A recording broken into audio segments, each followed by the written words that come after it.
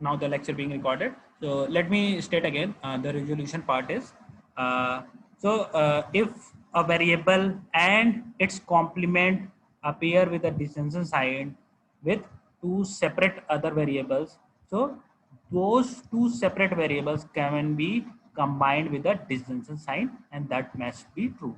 How it must be true? The proof is in front of you. Okay, all I've already discussed that. Okay, now the final one is disjunctive syllogism or disjunctive elimination. What is that? What is that? Let me see. Let us see that.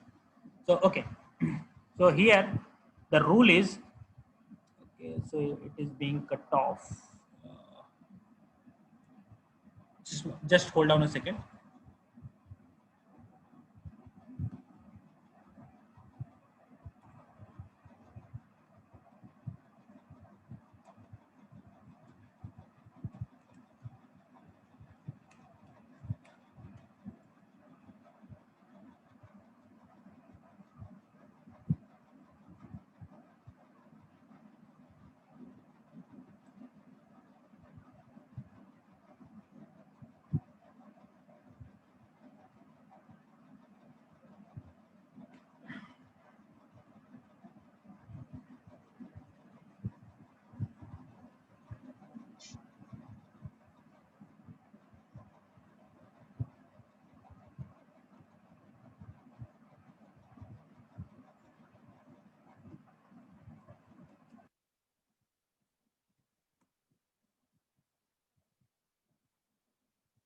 That part has been cut off. So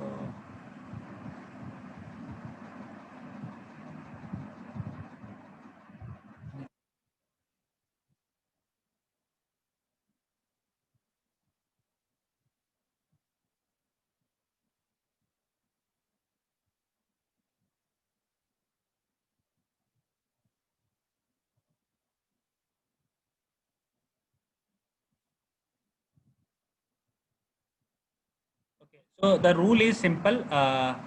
If P implication Q is a valid argument, R implication Q is also a valid argument, and दोनों ही implications के first जो antecedent हैं उनका disjunction true है, यानी कि P disjunction R is also true, then Q must also be true.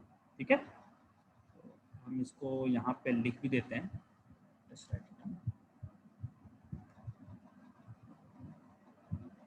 Okay, so if P implication R is a valid argument, Q implication R is also a valid argument, and इन दोनों का जो antecedent part है, ठीक है, उनको हमने combine किया with the disjunction sign. ठीक है, तो इसका आउटकम क्या आएगा? R is also true. इसको बोलते हैं डिसजंक्टिव एलिमिनेशन या डिसजंक्टिव सिलोजिम. ठीक है, अब ये प्रूव कैसे करेंगे?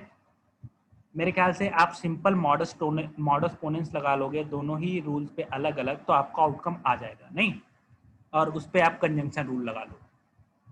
एम आई राइट? ये चीज गिवन है आपको, है ना?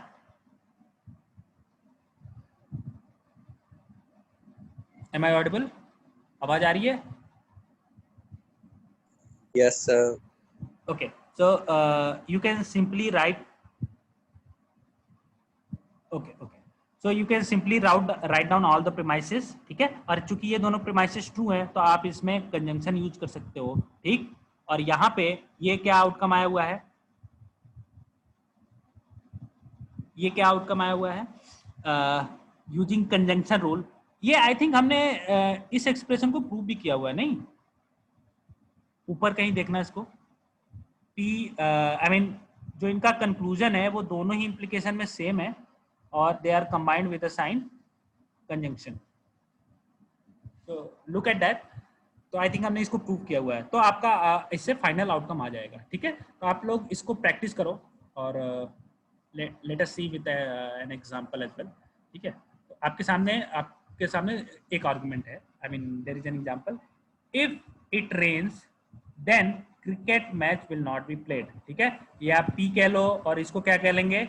या तो इसको डायरेक्टली क्यू कहो, या हम इसको निगेशन ऑफ क्यू लेके चलते हैं फॉर सिंप्लिसिटी. और दूसरा आर्गुमेंट ये है, उसी दिन न्यूज आई कि क्रिकेट मैच वाज प्लेड। इसका मतलब क्या है? बारिश के बारे में हम क्या कह सकते हैं? बारिश के बारे में क्या कह सकते हैं यूजिंग लॉजिकल रीजनिंग? यहाँ पे आपके जो इम्प्लीकेशन में वैल्यू दी हुई थी that was p implication negation of q, और यहाँ पे इस निगेशन ऑफ क्यू का निगेशन हो गया। इसका मतलब the modus tollens will be applied and negation of p will be true, यानी कि देयर वाज नो रेन। बात समझ में आई? अब ये आप यहाँ पे नॉर्मल रीजनिंग पढ़ रहे हो, जब आप कोई एग्जाम दोगे मे बी कोई गवर्नमेंट टाइप के, तो उसमें इस तरह के रीजनिंग के भी क्वेश्चन पूछे जाते हैं, ठीक है? तो वो रीजनिंग आपकी यहीं से निकल के आती है, ठीक? उसमें मॉडस पोनेंस एंड मॉडस टोलेंस से ज़्यादा बढ़ के नहीं पूछ सकते, लेकिन आप लोग कंप्यूटर साइंस स्टूडेंट्स हैं और आपको लॉजिक अच्छे से समझ में आनी चाहिए, तो आप और भी रूल्स को अप्लाई करने के लिए रेडी रहो, ठीक है? दूसरा example if you can take, if it rains then cricket match will not be played, ठीक है? और उसके बारे में आपको कहा गया है it did not rain, मतलब बारिश नहीं हुई, यानी कि आपके सामने एक इम्प्लीकेशन है P implication negation of Q, और निगेशन ऑफ P आपको दिया गया, ठीक? तो क्या हम कह सकते हैं कि negation of P will be true, या negation of Q will be true, या Q will be true directly?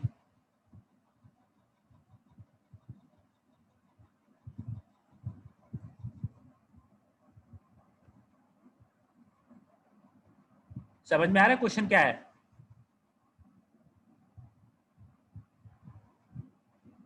Question समझ में आ रहा है? Okay, very good. सो आपके सामने एक्चुअली दो स्टेटमेंट थे और दोनों में ही आपको कौन से ट्रू फॉल्स थे ये बताना था, ठीक है? तो हमने ये तो बता दिया कि पहला वाला ट्रू है, बट दूसरे वाले में आप देखोगे दिस इज अ रूल, ठीक है? रूल क्या कह रहा है? P implication negation of Q, ठीक है? ये एक वैलिड इम्प्लीकेशन है, बता रहे हैं। और दूसरा उसके साथ एक दूसरा प्रीमाइस क्या दिया? इट डिड नॉट रेन, मतलब negation of P is also true, मतलब ये एक आपका प्रीमाइस है और निगेशन ऑफ पी एक प्रीमाइस है, ठीक है? अभी तक जो भी आपने रूल पढ़ा है, क्या उसमें से कोई भी रूल इन पे अप्लाई करके आप क्यू को एज अ कंक्लूजन प्रूव कर सकते हो क्या? नहीं कर सकते, ठीक है? तो इन्हीं स्टेटमेंट्स को या इन्हीं को हम बोलते हैं इलॉजिकल रीजनिंग, है ना? आपने नॉर्मल इंग्लिश या नॉर्मल हिंदी में भी सुना होगा, भाई आप अतार्किक बातें कर रहे हो, you are talking illogical things, है ना? तो क्यों? क्योंकि ये लॉजिक जो आपने इन्फर किया है दिस इज फैलासियस, है ना?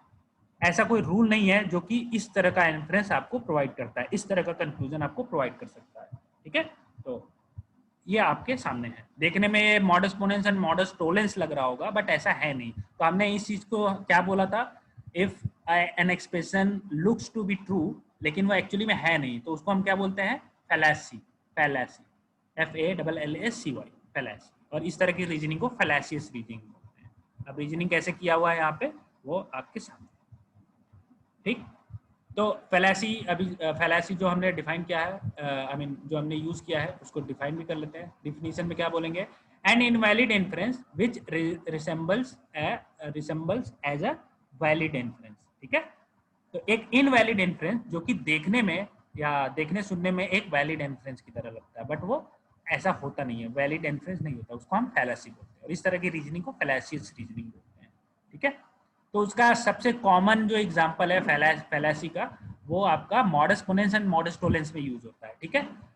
थोड़ा सा मॉडस पोनेंस मिलाएंगे, थोड़ा सा मॉडस टोलेंस मिलाएंगे और उन दोनों को मिक्स करके कुछ नया ही लॉजिक बनाएंगे। ये लॉजिक आपका गलत होता है, ठीक है? और एक आपके सामने एक और एग्जांपल गिवन है, ये एक प्रीमाइस है, वो गिवन है, मेरे ख्याल से ये कौन सा है? ये अभी हमने रूल में देखा हुआ कोई चीज डायरेक्टली, कौन कौन सा रूल था ये?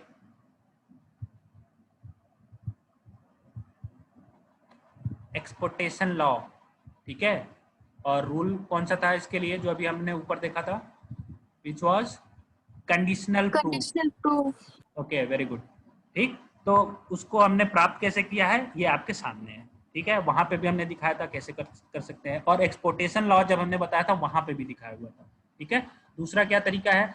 आप इसमें कोई भी रूल्स, ठीक है, कोई भी रूल्स, देखो कंप्यूटर के लिए आपको ये बताना कि कौन सा रूल्स किस सीक्वेंस में अप्लाई करना, ये थोड़ा सा डिफिकल्ट है, इसकी प्रोग्रामिंग डिफिकल्ट है, but you are intelligent people, human we are intelligent people, तो हमें देख के ऐसे पता होना चाहिए कि कौन सा रूल अभी at current moment at present moment लगाने से हमारा जो कंक्लूजन है वो इजीली ऑब्टेन हो जाएगा, इजीली हमें प्राप्त हो जाएगा। ठीक है, तो ये एक तरीका था जिसमें हमने नॉर्मल इम्प्लीकेशन और सिंप्लीफिकेशन रूल यूज करे हैं। ठीक है, ठीक। और दूसरा आपका मेथड क्या है, इसमें हमने मॉडस पोनेंस और मॉडस टोलेंस का ज्यादातर यूज किया हुआ है। तो आपके पास हजारों मेथड है, कितने भी तरीके हो सकते हैं। ठीक है, आपको फाइनली कोई चीज प्रूव करनी है, आप किसी भी रूल को किसी भी तरीके से अप्लाई कर सकते हो। जरूरी नहीं है कि आप हमेशा मॉडस पोनेंस अप्लाई करो। भाई आप मॉडस पोनेंस को डिसजेंटिव फॉर्म, मॉडस पोनेंस के डिसजेंटिव फॉर्म का भी यूज कर सकते हो, there is no restriction on that, है ना। बट मॉडस पोनेंस का यूज करना थोड़ा सा क्लासी माना जाता है। ठीक, ऐसे ही यहाँ पे दो आर्गुमेंट आपको और दिए हुए एग्जांपल में। ठीक है, और इसका यूज करके आपको रेजोल्यूशन का प्रूफ निकालना है। आई थिंक ये भी बड़ा इजी है ना। अच्छा, एक चीज ध्यान रखना, ध्यान ये रखना है, जैसे चलो हम इस प्रूफ को जरा गो थ्रू हो लेते हैं। ये आपका कोई आर्गुमेंट है, P disjunction Q is true. ठीक है, दूसरा कह रहे हैं कि negation of P disjunction R is also true. ठीक है, तो आपको ये चीज प्रूफ करना है। अब ये आपका गिवन है। ठीक, अब इस चीज को आपको इम्प्लीकेशन के फॉर्म में लिखना है, सॉरी, इस चीज को आपको इम्प्लीकेशन के फॉर्म में लिखना है। ठीक, तो इम्प्लीकेशन हम चाहते हैं इस तरीके का, negation of Q implication P. ऐसा क्यों चाहते हैं आगे पता लगेगा। तो आपने क्या किया, आपको यहाँ पे निगेशन ऑफ क्यू पहले चाहिए, तो हमने यहाँ पे क्या किया, ऐसा नहीं है कि आप यहाँ पे डायरेक्टली यहाँ से यहाँ जंप कर सकते हो, नहीं, हर स्टेज अपने आप में लॉजिकल और साउंड होना चाहिए। तो उसके लिए क्या है, पहले हम कम्यूटेटिव लॉ का यूज करके, क्योंकि डिसजंक्शन है, कम्यूटेटिव हम यहाँ पे यूज कर सकते हैं, तो हमने क्यू को पहले लेकर आए। ठीक है, अब हम इसको इम्प्लीकेशन वाले फॉर्म में लिख सकते हैं। ठीक है, दूसरा ये चीज आपको ऑलरेडी गिवन है। ठीक है, और ये चीज आपको ऑलरेडी गिवन है, तो इसका भी हम इम्प्लीकेशन निकाल सकते हैं। ठीक, अब क्या कह रहे हैं, 3 और 5 पे ट्रांजिटिव रूल यूज करो। ट्रांजिटिव रूल क्या होता है भाई, देखो, निगेशन ऑफ क्यू से हम पी पर आए, पी से हम आर पे आए, तो निगेशन ऑफ क्यू से आर पे डायरेक्टली आ सकते हैं। ठीक है, यूजिंग ट्रांजिटिव रूल, है ना। और जब आप इसको इम्प्लीकेशन फॉर्म, इसका हटा के नॉर्मल डिसजंक्टिव फॉर्म लिखेंगे तो ये निकल के आएगा। तो ये we have also prove resolution, मतलब ये भी एक वैलिड नियम है। ठीक है, तो हर बार आपको रिजोल्यूशन प्रूव करने की जरूरत नहीं है, you can simply apply them in future. ठीक है, डिसजंक्टिव एलिमिनेशन ये आपके सामने ऑलरेडी प्रूव हो चुका है, फिर भी आप यहाँ पे देख सकते हो। ठीक है, और एक चीज फाइनल लॉ आपका आता है, I mean final second, okay, second last is constructive dilemma. Constructive dilemma क्या है, अब तक आपको काफी चीजें क्लियर हो गई हैं। तो यहाँ पे दो इम्प्लीकेशन है, उसमें क्या है, पहला इम्प्लीकेशन है पी इम्प्लीकेशन क्यू, दूसरा इम्प्लीकेशन है आर इम्प्लीकेशन एस, और यहाँ पे क्या है, दोनों ही इम्प्लीकेशन का फर्स्ट फॉर्म, फर्स्ट वेरिएबल हमने लिया हुआ है एज डिसजंक्शन। ठीक है, तो उसमें आउटकम में क्या आएगा, इन दोनों का भी एज अ डिसजंक्शन हम लिख सकते हैं।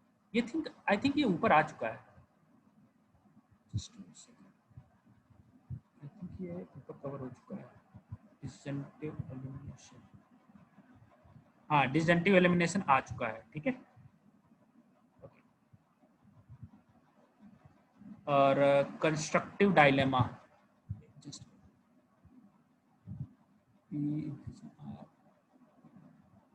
हाँ, तो बेसिकली ये दोनों एक ही चीज होती है, मैंने पता नहीं बताया कि नहीं। सो कंस्ट्रक्टिव डायलेमा एंड डिसजंक्टिव एलिमिनेशन एक ही चीज है। ठीक है, अब आप इसको प्रूव भी कर सकते हो कई डिफरेंट तरीके से। फाइनली हम आते हैं डिस्ट्रक्टिव डायलेमा पे। ठीक है, तो यहाँ पे आप ध्यान दीजिए, अगर तो हमने प्रूव करते समय यहाँ पे मॉडस पोनेंस का यूज किया हुआ है ना भाई। ये चीज आपको प्रीमाइज में गिवन है, इसका मतलब हम इन दोनों आर्गुमेंट को, कंजंक्शन से यूज है ना, तो हम इन दोनों आर्गुमेंट को सेपरेट कर सकते हैं। ठीक है, और ये चीज हमको ऑलरेडी गिवन है। ठीक, तो अब इन पे दोनों पे कंट्रा पॉजिटिव लगा के मॉडस पोनेंस अप्लाई करके हम इसको यूज कर सकते हैं, ठीक है। इसी का एक दूसरा फॉर्म हो गया डिस्ट्रक्टिव डायलेमा। हमने पिछले केस में मॉडस पोनेंस यूज किया था, ठीक है, यहाँ पे मॉडस टोलेंस यूज करेंगे। क्यों? क्योंकि आप ध्यान दीजिए ये आपका इम्प्लीकेशन है, दो सेपरेट इम्प्लीकेशन है, ठीक है, कंजंक्शन से अटैच है, ठीक है। अब इसमें हम कह रहे हैं दोनों का ही कंक्लूजन पार्ट हमने एक साथ किया और उसमें निगेशन लगा के रख दिया, ठीक है। और अब हम बोल रहे हैं कि आउटकम में दोनों का जो फर्स्ट पार्ट है, दोनों का फर्स्ट पार्ट उसको निगेशन लगा के यहाँ पे डिसजंक्शन के साथ लिखा और बोला ये ट्रू है, ठीक है। तो एक थोड़ा सा इंट्यूशन आ रहा होगा कि पिछली बार हमने P और R लिया था और Q S को एक साथ प्रूव करना चाह रहे थे, इस बार हम कुछ कन्वर्स कर रहे हैं, है ना। तो वहां पे कंस्ट्रक्टिव डायलेमा था और मॉडस पोनेंस का यूज किए थे, यहाँ पे हम मॉडस टोलेंस का यूज कर सकते हैं, ठीक है। तो इसको भी प्रूव करने के कई तरीके हैं, आप मॉडस पोनेंस मॉडस टोलेंस का भी यूज कर सकते हो, या फिर मॉडस पोनेंस को सिंपली ब्रेक कर लो डिसजंक्शन में, निगेशन विद डिसजंक्शन, और आप वहां से भी सफल करके वेरिएबल्स को आप अपना आउटकम अचीव कर सकते हो, ठीक है। अब मैंने आपको ट्रूथ टेबल मेथड से बताया था कि किसी एक्सप्रेशन को टोटोलॉजी कैसे प्रूव कर सकते हैं। कैसे कर सकते हैं भाई? जितने भी वेरिएबल्स आएंगे आप उन लेफ्ट साइड में उन सबको लिस्ट करो, उनकी ट्रूथ वैल्यू लिस्ट करो, ठीक है। और राइट साइड में जो भी उनका आउटकम है, यानी कि ये चीज़, ठीक है, ये चीज़ उसको राइट साइड में लिखो, और सारे वेरिएबल के सारे पॉसिबल असाइनमेंट के लिए इनका आउटकम, हर रो के लिए इनका आउटकम ट्रू होना चाहिए, नहीं तो वो एक्सप्रेशन को हम टोटोलॉजी कह सकते हैं, ठीक है। इसको दूसरे तरीके से कैसे प्रूव कर सकते हैं? आपने लॉजिकल इन्फ्रेंस में ऊपर देखा लॉजिकल इम्प्लीकेशन, वो क्या होता है? Logical implication is always a tautology. इसका मतलब आप अगर किसी एक्सप्रेशन को लॉजिकल इम्प्लीकेशन से भी प्रूव कर सकते हो using modus ponens, modus tollens and all the other rules, ठीक है। और अगर वो गिवन प्रीमाइसेस के रिस्पेक्ट में वो ट्रू आ रहा है, इसका मतलब आपने उस चीज को प्रूव कर दिया, और इसके लिए आपको ट्रूथ टेबल बनाने की जरूरत नहीं है। तो ट्रूथ टेबल मेथड जो है वो AKTU जैसे एग्जाम्स में तो ठीक है कि आप उसको लंबा चौड़ा दिखा के और पेज भर सकते हो, जो कि इस सेमेस्टर में तो नहीं हुआ, और मे भी अगली बार भी अगर ऑनलाइन एग्जाम होते हैं या मल्टीपल चॉइस होते हैं तो आपको नहीं मिलेगा, ठीक। तो दूसरा क्या तरीका आपके पास क्विक एंड शॉर्ट है, वो क्या है? आपका लॉजिकल इम्प्लीकेशन, ठीक है, रूल ऑफ इन्फ्रेंस। ये अगर आपको पता है तो आप you can simply avoid truth tables, ठीक है। लेकिन इसमें रिस्क क्या है कि आपको सारे रूल्स और उनका एप्लीकेशन सही तरीके से आना चाहिए, और वो आने के लिए क्या होगा? आपको प्रैक्टिस करना पड़ेगा, ठीक है। तो here is an ungraded assignment for you. आप लॉजिकल इन्फ्रेंस चैप्टर में जाइएगा केनेथ रोशन के, और जितने ज़्यादा क्वेश्चन आप सॉल्व कर सकते हो सॉल्व करो, ठीक है। अब आप मुझसे एक्सपेक्ट नहीं करो कि मैं आपको असाइनमेंट दूं, क्योंकि अगर मैंने असाइनमेंट दिया तो आप पेज भरोगे और मैं चेक भी करूंगा, ठीक है, वो अच्छा नहीं होगा। मैं चाहता हूं हम अच्छे असाइनमेंट को ही कंसीडर करें ग्रेडिंग के लिए, तो ये आप खुद से ही प्रैक्टिस कर लो, ओके ना। तो आपको यहाँ पे काफ़ी सारे आपको सैंपल मिल जाएंगे जो आपको गिवन होगा और आप प्रूव करना चाहोगे, ठीक है। तो इन्हीं लॉजिकल इन्फ्रेंस मेथड का, लॉजिकल इन्फ्रेंस रूल्स का यूज करके आप उन चीज़ों को प्रूव कर पाओगे, ठीक है। हम थोड़ा सा और भी एग्जांपल्स देख लेते हैं। Let's see that. I think this is a predicted. ठीक, तो will now stop at here, और नेक्स्ट चैप्टर जो होगा आपका वो हम देखेंगे प्रेडिकेट लॉजिक पे, ठीक है। अभी तक आपने जो चीज़ें यूज करी है वो क्या था? उसमें वेरिएबल्स क्वांटिफाइड नहीं थे, ठीक है। अब क्वांटिफिकेशन क्या होता है? हमने दो तरह के क्वांटिफायर्स ऑलरेडी देखे हुए हैं, ठीक है, फॉर ऑल और देयर एग्जिस्ट। उनका यूज करके हम जनरलाइज रीजनिंग कैसे कर सकते हैं? जनरलाइज रीजनिंग क्या होता है? अभी तक जो आपने रीजनिंग करी है वो डायरेक्टली वेरिएबल्स के लिए था। कोई वेरिएबल, कोई आर्गुमेंट अगर ट्रू है तो आपने उस चीज़ को कंसिडर किया, और उसकी और भी पॉसिबल वैल्यूज को आपने ध्यान नहीं दिया, यानी कि वो क्वांटिफाइड वेरिएबल्स नहीं थे। नेक्स्ट टाइम पे हम प्रेडिकेट कैलकुलस देखेंगे, जिसको फर्स्ट ऑर्डर लॉजिक भी कहा जाता है, ठीक। तो आज के लेक्चर में अभी तक जो समझ में आया, कोई आपके कमेंट्स हो, you can share with me. क्या बताने का तरीका, मुझे क्या नोट्स पे और मेहनत करनी चाहिए या इंटरेक्शन कैसे, मतलब किसी के कोई कंसर्न हो आज के लेक्चर को लेके, any feedback that you want to share?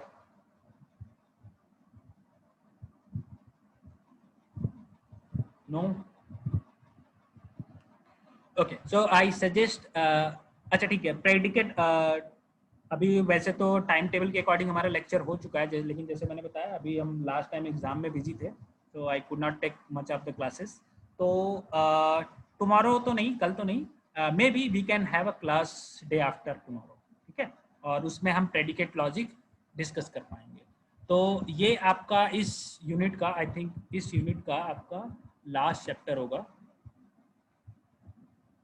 Just a second, syllabus भी कंप्लीट करना होता है, so let us look at that. Okay, so propositional logic, क्या आप ये सिलेबस देख पा रहे हो? So we have already covered propositional, well found formula, truth table हो चुका है, ओके, टोटोलॉजी हो चुकी है, सेटिस्फेबिलिटी, हाँ सेटिस्फेबिलिटी आई थिंक हमने बता दिया है, कंट्राडिक्शन भी बता चुके हैं, एल्जेब्रा ऑफ प्रोपोजिशंस जो आज हमने डिस्कस किया है, theory of inference, theory of inference, ये हमने आज देखा हुआ है। नेक्स्ट टॉपिक पे हम देखेंगे नेक्स्ट लेक्चर में प्रेडिकेट, फर्स्ट ऑर्डर प्रेडिकेट या predicate logic, well found formula of those predicates, quantifiers, और फर्स्ट ऑर्डर लॉजिक में इन्फ्रेंस कैसे यूज करेंगे। तो मे बी आपका 2 से 3 लेक्चर में आपका 4th यूनिट खत्म हो जाएगी, समाप्त हो जाएगी, ठीक है। तो उसके बाद हम इसका एक टेस्ट रखेंगे, और जैसा मैं पहले ही बता चुका हूँ, आपकी जो लास्ट यूनिट दिख रही है उसमें ये चीज़ आप डेटा स्ट्रक्चर में पढ़ोगे, हम सिर्फ यहाँ पे थ्योरी पढ़ेंगे, ठीक है। ग्राफ के बारे में आपको टेंशन लेने की ज़रूरत नहीं है, I have very good notes, जो ये मेरा करेंट नोट्स है, और जो भी आपके टॉपिक्स यहाँ पे हैं उनके कुछ आई मीन जो भी टॉपिक्स हैं वो उनके प्रूफ, फॉर्मल प्रूफ मैं वो आपको बता दूंगा। ये एक चीज़ है कॉम्बिनेट्रिक्स, ठीक है, पिजन होल प्रिंसिपल, मैं ठीक है, लॉजिक के बाद हम इसको डिस्कस करेंगे, ओके।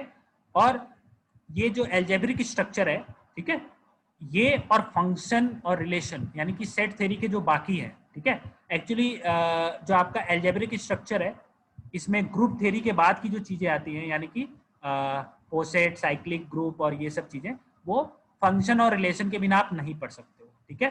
तो सेट थ्योरी हम ऑलरेडी देख चुके हैं, सेट थ्योरी हम कुछ कुछ देख चुके हैं, फंक्शन हम कवर करेंगे, और उसके बाद आपका एल्जेब्रिक स्ट्रक्चर। तो may be, just may be, algebraic structure or lattices would be the last unit that will be seen, okay। तो ये चीजें लास्ट में आएंगी, और मेरे ख्याल से सीईओ आप पढ़ रहे होगे, कंप्यूटर ऑर्गेनाइजेशन, ठीक है, तो उसमें यस, सो उसमें आपने लॉजिक मिनिमाइजेशन, कॉर्नऑफ मैप, ये सारी चीजें डिस्कस हुई है क्या? कौन क्लास ले रहा है उसकी? रीचा मैडम ले रही है, कोई और ले रहा है?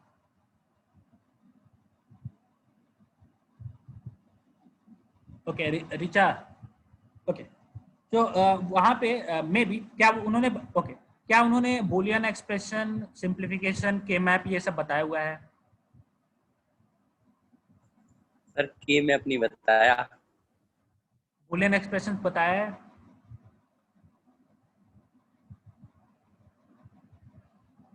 ओके, ओके, तो जैसा मैंने बताया बूलियन अलजेब्रा हमारे लॉजिक से ही निकल के आता है, ठीक है, लेकिन ये अभी आपको कंप्यूटर ऑर्गेनाइजेशन में एट प्रेजेंट मोमेंट आपको जरूरत पड़ेगी बूलियन एक्सप्रेशन, सिंप्लीफिकेशन, के मैप वगैरह की। फिर तो जितना उनसे कवर होता है ठीक है, अदरवाइज जो बाकी की चीजें बचेंगी विल ऑल कवर आगे डिटेल में, ओके। तो अभी आपका 2-3 लेक्चर में फर्स्ट यूनिट कंप्लीट हो जाएगा, then we will move to set theory और फंक्शन, जो हमारा बाकी का छूटा हुआ है उसको हम कवर करेंगे, और okay, so that's all for now. और आप लोग टेस्ट के लिए तैयार रहना, और टेस्ट आप तभी कर पाओगे, मैं पहले बता रहा हूँ, जब आपने प्रैक्टिस करी हुई है, क्योंकि रूल ऑफ इन्फ्रेंस में डायरेक्टली आपको आउटकम दूंगा और प्रीमाइसेस दूंगा, ठीक है, प्रीमाइसेस में भी नहीं दूंगा, टोटोलॉजी पूछ लिया, तो जब तक आप प्रैक्टिस नहीं करे रहोगे वो चीज़ें आपसे नहीं बनेंगी, मैं पहले बता रहा हूँ। तो प्रैक्टिस करके रखो, maybe in next week हम ये टेस्ट कर पाएंगे। और मीनवाइल आप लोग केनेथ रोशन या कोई भी बुक जो आप फॉलो करते हैं उससे प्रोपोजिशनल लॉजिक और रूल ऑफ इन्फ्रेंस के अनसॉल्व्ड सॉल्व करिए, ठीक है। बाकी we might have a lecture day after tomorrow. Okay, I will inform accordingly. Thank you very much for joining.